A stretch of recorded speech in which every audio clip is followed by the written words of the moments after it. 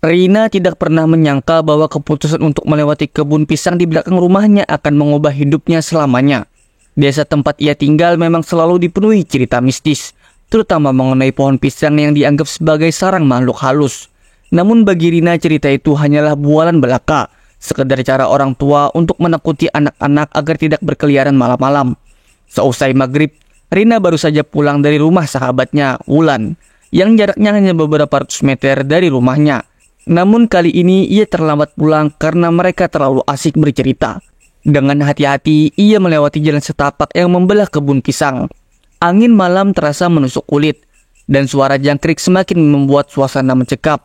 Rina mempercepat langkahnya, tetapi semakin cepat ia berjalan, semakin kuat perasaan aneh yang menyelimutinya. Ketika ia sampai di tengah kebun, angin mendadak berhenti. Udara terasa berat dan suara jangkrik lenyap begitu saja, seolah-olah alam menyimpan rahasia gelap. Di antara pohon-pohon pisang yang menjulang tinggi, Rina melihat sesuatu yang aneh. Sebuah bayangan putih melambai-lambai di salah satu batang pisang, diam dan tegak seperti menunggu. Rina menatap lebih lama, memastikan apakah ia benar-benar melihat sesuatu atau hanya halusinasinya. Mungkin hanya kain yang tertiup angin, gumamnya, mencoba mengusir ketakutan yang perlahan merayapi dirinya. Namun ketika ia hendak melanjutkan langkah, terdengar suara gemerisik dari belakang. Jantungnya berdegup kencang. Ia menoleh, dan di sana, di bawah salah satu pohon pisang, berdiri sosok yang tak pernah ia harapkan untuk dilihat. Sosok itu berbalut kain kafan, wajahnya pucat dengan mata terpejam rapat, kakinya terikat rapat, membuat tubuhnya tegak berdiri seperti boneka. Pocong. Rina terperangkah, kakinya seolah dipaku oleh tanah. Wajah makhluk itu tidak bergerak, tetapi ada sesuatu yang lebih mengerikan. Meskipun matanya terpejam, ia bisa merasakan sosok itu menatapnya dengan intens, seolah menunggu. Rina mencoba kabur, tetapi kakinya terasa berat. Ketika ia mengumpulkan keberanian untuk melangkah, suara tawa lirih terdengar dari arah pohon pisang. Suara itu tipis, hampir seperti bisikan, tapi cukup jelas untuk membuat bulu kuduknya berdiri.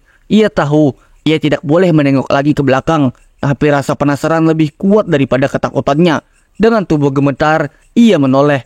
Makhluk itu kini tidak lagi berada di tempat semula.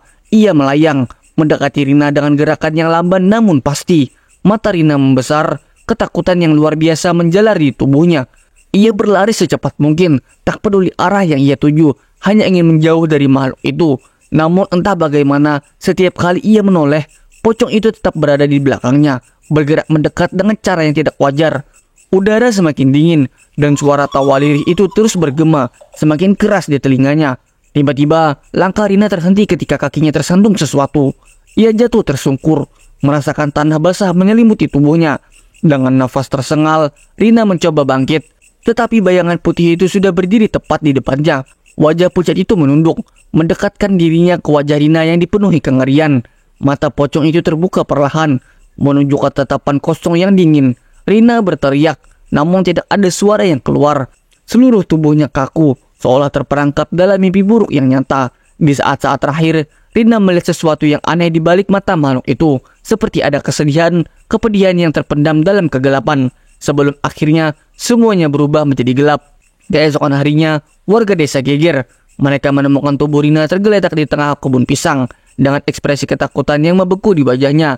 Tidak ada yang tahu pasti apa yang sebenarnya terjadi malam itu. Tetapi cerita tentang pocong penunggu pohon pisang kembali menyeruak. Beberapa orang tua berkata bahwa roh tersebut adalah arwah penasaran dari seseorang yang meninggal tidak wajar dan dimakamkan di bawah pohon pisang, sehingga jiwanya tidak tenang dan terus menghantui. Sejak hari itu, tak ada seorang pun yang berani melintasi kebun pisang itu, terutama setelah maghrib. Bagi warga desa, pohon pisang di belakang rumah Rina kini menjadi simbol dari sesuatu yang tidak boleh diganggu. Di sana, pocong itu tetap menunggu, menjaga rahasia kelam yang hanya diketahui oleh mereka yang telah menjadi korbannya. Bagi mereka yang masih berani melewati jalan setapak itu, suara tawa lirih masih bisa terdengar di antara deretan pohon pisang, menandakan bahwa sang penunggu belum pergi. Siapapun yang mendengar tawa itu, ia tahu pasti bahwa mereka sedang diawasi.